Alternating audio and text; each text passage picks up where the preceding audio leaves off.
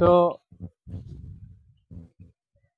আমাদের বাড়ি মাঝখানে দুই সাইডে নদী, একটা ব্রিজ যদি কোন রকম চালু হয়ে যায় তাতে আমাদের 8-10টা গ্রামের অনেকটাই সুবিধা। হ্যাঁ, অনেক সুবিধা হবে। যেমন যেমন ওই পিছনে আমাদের ওই দেখা যাচ্ছে আমাদের কৃষক ভাইয়েরা, যেমন আমরাই কৃষি আবাদে উপরে নির্ভরশীল, কৃষি আবাদের উপরে নির্ভরশীল।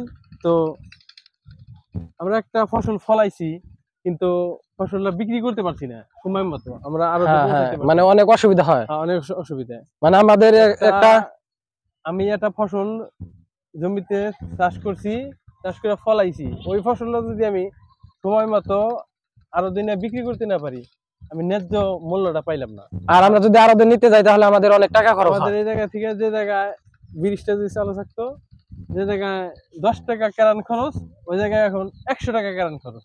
হ্যাঁ, অনেক বেশি টাকা লাগে, পুরা লাভের টাকাটাই জ্বলে যায়।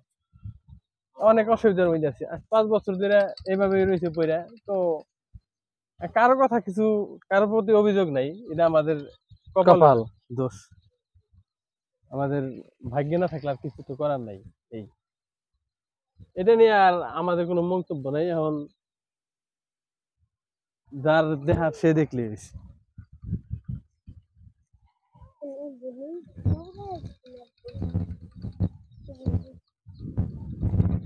নৌকায়, তুমি নৌকায় পা?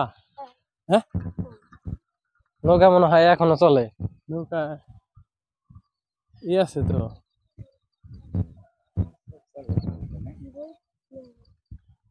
এগুলো বইটা থাকে নাকি? ওঠো ওঠো ওঠো। যেমন আমাদের এই জায়গায় যদি এই ব্রিজ থাকতো, মানে ব্রিজ তো আছে অলরেডি, মানে ব্রিজের চলাচল সম্পূর্ণ থাকতো, তাহলে কিন্তু এই নৌকার প্রয়োজন হইতো না। আর এই নৌকা দিয়ে কিন্তু বালিটাও আমাদের বিক্রি করতে হইতো না আমাদের এলাকার মানুষের।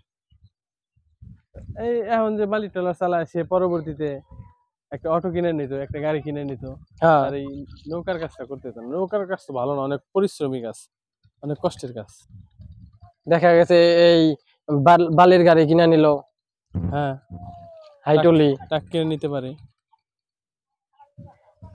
এটা আসলে নদীটা মানে বন্ধ হয়ে গেলেই ভালো হয়।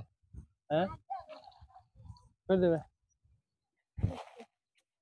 হইছে হইছে হইছে হইছে, ঘোরাফেরা হইছে, করে দেয় না আবার,